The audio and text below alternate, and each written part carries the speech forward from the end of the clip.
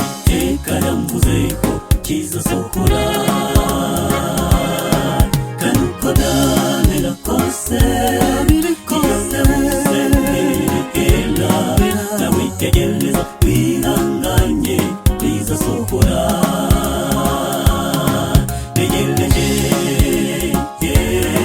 Tegereje kandi nihangane, hari icyo Uwiteka yamvuze ko kizasohora,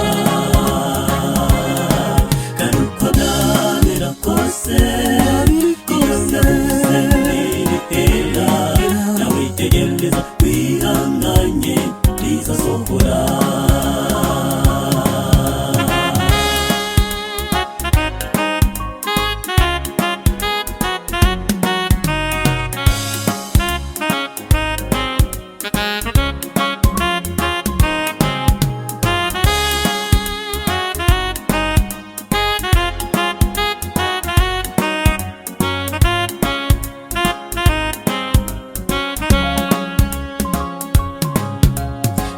Abaho bariko kose hanabifuza kumera nkawe, nuko rero yagushima impano kumeza uko muri byose bigenwa n'Uhoraho, kandi ritwifuriza ni byiza n'amahoro n'ibyiza gusa tuyiringire.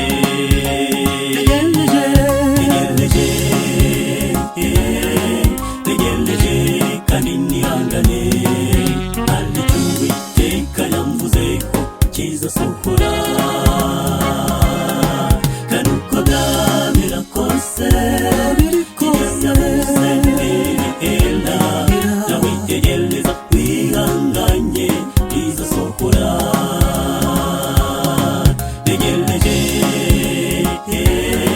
Tegereje kandi nihangane, hari icyo Uwiteka yamvuze ko kizasohora,